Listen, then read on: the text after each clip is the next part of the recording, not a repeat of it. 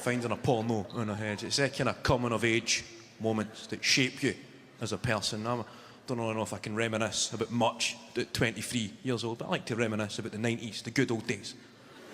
Back when it was just the PlayStation 2 and stuff like that. Remember when you get your first taste of independence, when word had spread in your school that somebody's mum and dad were going away for the weekend and that the guy or girl were having a party. They never knew they were having a party. Perhaps having is the wrong choice of word. They were getting a party. I don't mean the kind of high school parties that you see in American movies. Hey, do you guys know Chad Hogan?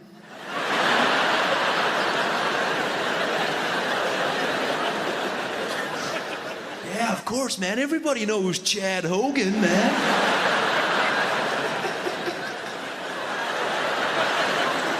Chad Hogan's mom and dad are going away to Long Island for the weekend, man. There's a party at Chad Hogan's mom and dad's. Yeah, woo! Spring break, yeah!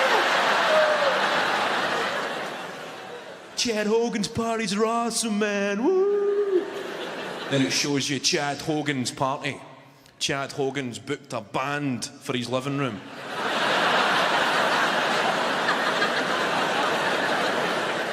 Great party, Chad, woo! Yeah! Let's go get some dip and chip, woo!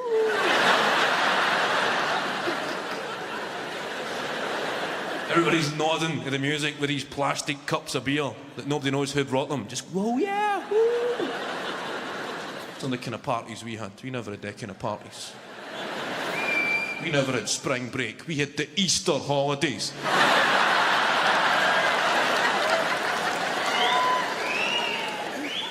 When I was growing up, it was called an empty. An empty.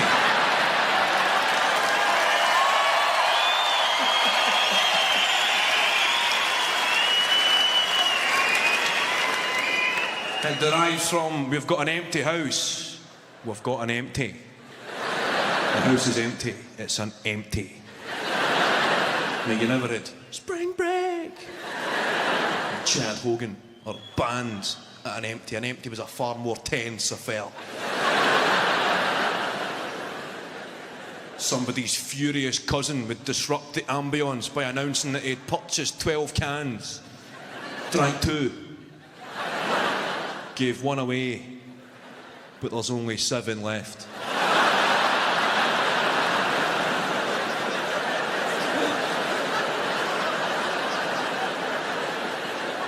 Turn that down. We've got a can feed. Fucking turn that down.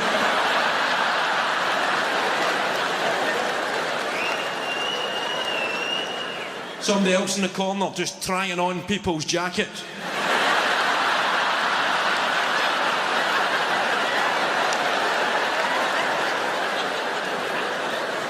Think this one suits me? Not even asking, does it fit me? Does it suit me? Well, the guy's a petty criminal, but you need to look your best, don't you? The same guy that's leaving the house at the end of the night holding a microwave. I think you'll find I brought this with me.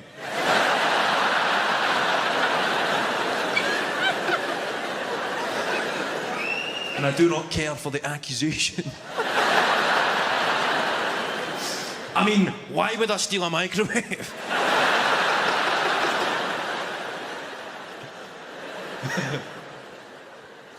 A 35-year-old guy that nobody knew in the corner, smoking dope and blowing into a Labrador's face.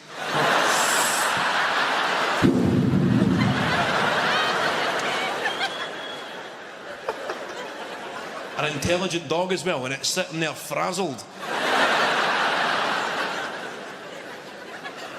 An empty. Good times and an empty. I seen a headline about a mental party. It was obviously a tragic event, but it was pretty funny. A headline, it said, "Women drugged, beaten, tied up and left for dead at neighbour's party." So I'm sure that can no longer be referred to as a party.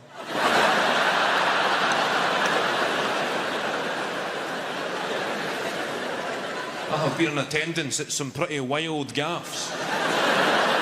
But when a woman has been drugged, beaten, tied up, I better get a taxi.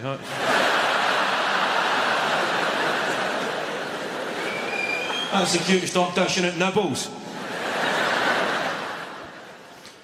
Well, a lot of violent crime, that's been in the news quite a lot. A lot of violent crime, knife crime, gun crime, stuff like that. I don't really know the solutions. There's calls for tougher sentences. I think we need more consistent sentences. For example, the crime attempted murder.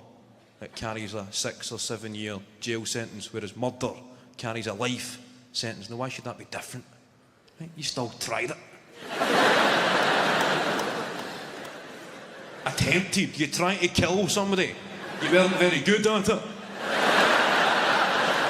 It was by no means your forte. And I don't think you should get a lesser sentence. In my opinion, you should get double the sentence for making an arse of it.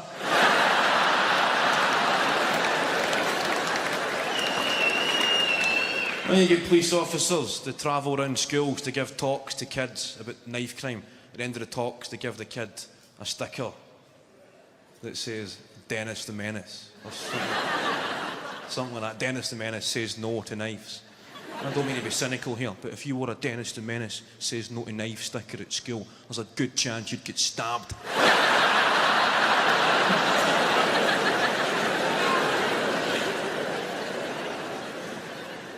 I think a start would be to close the shops that sell violent weapons. Now you get these sports shops that sell crossbows to alcoholics, not these places. And sports shops that sell 3,000 baseball bats every year but have never sold a baseball.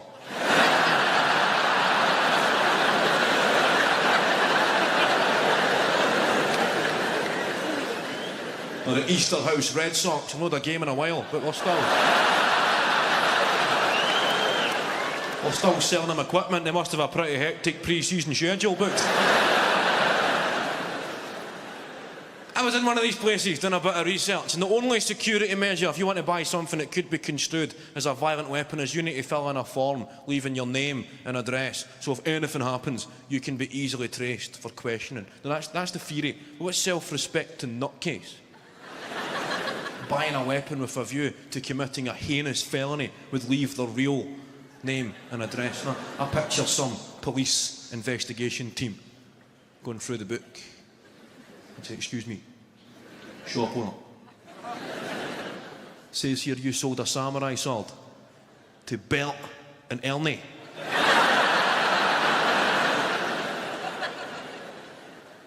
From 24 Sesame Street.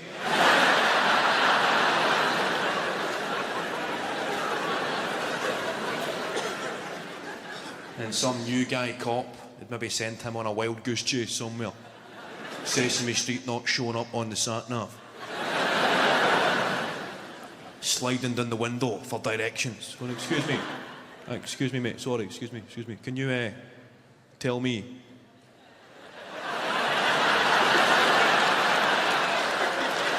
How to get to Sesame? That's a fucking wind-up, isn't it?